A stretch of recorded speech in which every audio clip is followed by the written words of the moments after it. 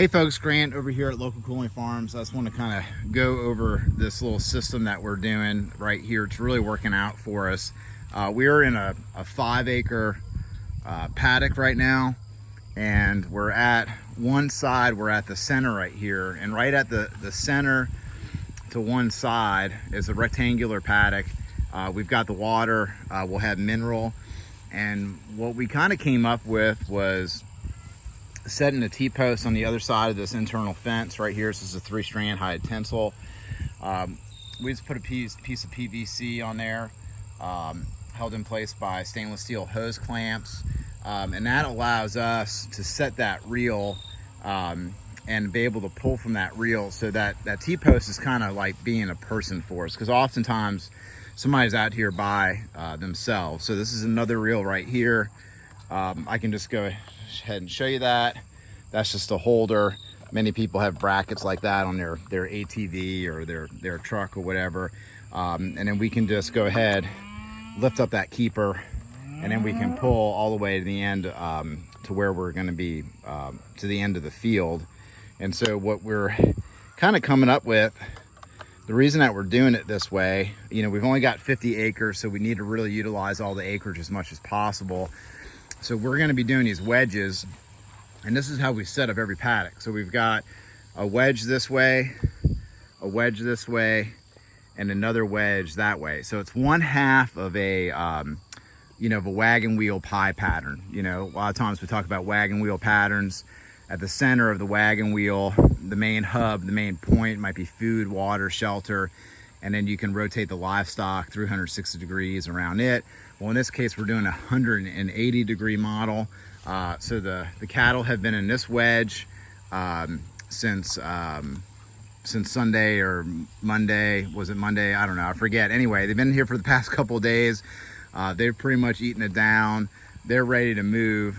And I want to move them into the center wedge right here. We're probably going to go ahead and let them have continued access to the back wedge, because we're coming back through this field and we're mowing after this grazing cycle. So if they go back and they chew something up even more, I really don't care, because we're going to be mowing it down with the bush hog. And so what I'm doing this morning is I'm going to go ahead and set up this this wedge for them.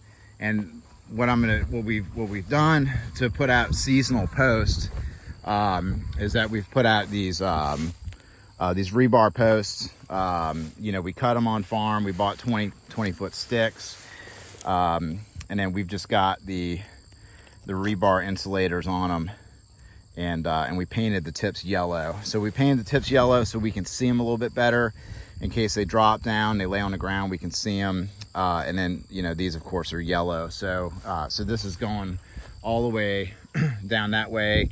We've got our 5-strand perimeter fence over there on that tree line, and then we had mowed a laneway through here, so we weren't having to walk through the jungle.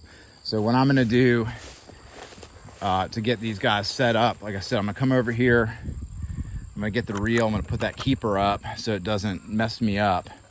And you see how it moves real nice. It pivots within that PVC sleeve. I'm going to make sure that the line is going through the fair lead on the reel. It looks like I'm good to go. I'm just going to grab it, and I'm just going to start walking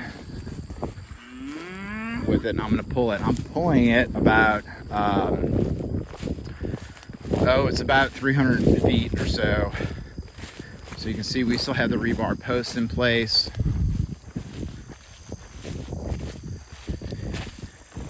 And we put these posts out because we looked at the labor of putting out a set of step-ins, taking up a set of step-ins, loading them up, putting them back out. That whole process for us, based upon what we pay our staff and how we value our time, we just decided to bite the bullet, you know, and spend some money on, you know, about 500 rebar posts and getting those done.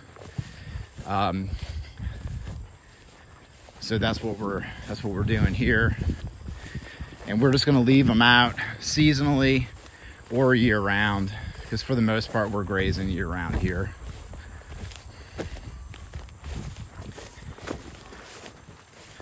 All right, so I got to the end, so you can kind of see we came through here, and I can't tie a knot while I'm doing my own video here. We need to, every field's a little bit different. We need to make this a little bit better, but what we're doing here is that we've got the step-in post. We're using that O'Brien post.